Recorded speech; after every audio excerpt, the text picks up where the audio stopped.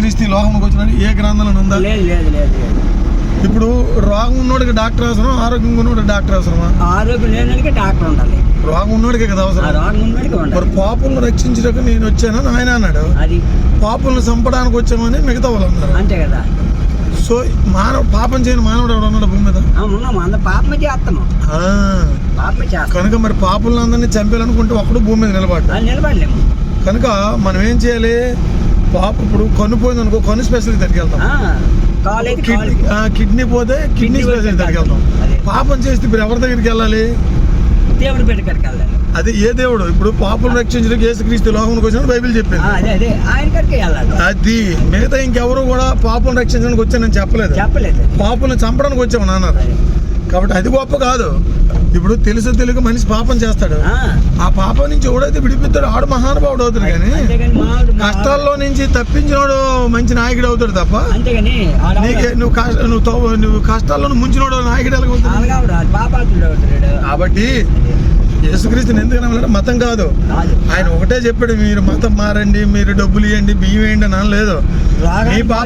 మీ పాపాల కోసం నేనే రక్తం కార్చి మరణించి పాతి పెట్టబడి మూడో దినాన్ని తిరిగి లేసిన నిజం మీ మనసులో నమ్మి మీ దగ్గర ఉన్న చర్చికి వెళ్ళి బైబిల్ చదువుకుని క్రీస్తు రక్తం చర్చిలో ఉంటుంది, ఆ రక్తంతో కడుక్కుంటే దేవుడు మనకి ఇచ్చిన ఆయుష్కాలం ముగిసిపోయిన తర్వాత ఆత్మ నరకానికి జారిపోకుండా నిత్య జీవనకి వెళ్తుందని చెప్పి.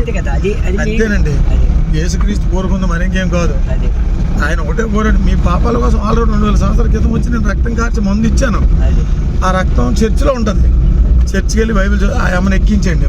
పాపం ఎంత వయసులో కూడా ఆవిడ ఎలా నడుస్తుందో కానీ. మరి ప్రత్యేకించి వ్యాన్ పట్టుకుని దేనికి వచ్చాను?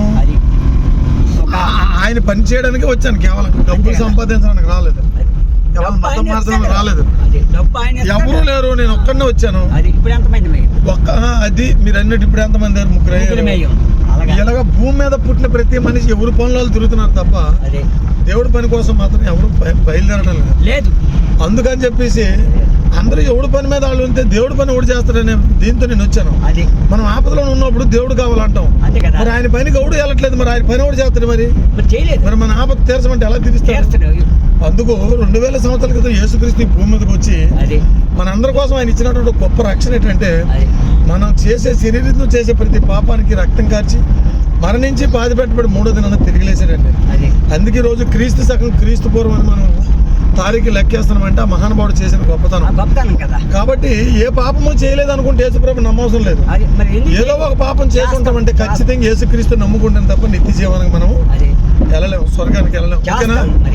అందుకు ఆయన కోరింది మరేటి కాదు, మీ పాపాల కోసం నేను రక్తం కార్చాను, మరణించి పాతి పెట్టబడి మూడో దినాన్ని తిరిగి లేచిన నిజం మీ మనసులో మీ దగ్గర ఉన్న చర్చికి వెళ్ళి బైబిల్ చదువుకుని ఆ చర్చిలో క్రీస్తు రక్తం ఉంటుంది, ఆ రక్తంతో కడుక్కుంటే దేవుడు మనకి ఇచ్చిన ఆయుష్కాలం ముగిసిపోయిన తర్వాత ఆత్మ నిత్య నరకానికి జారిపోకుండా నిత్య జీవనకి వెళ్తుందని చెప్పి.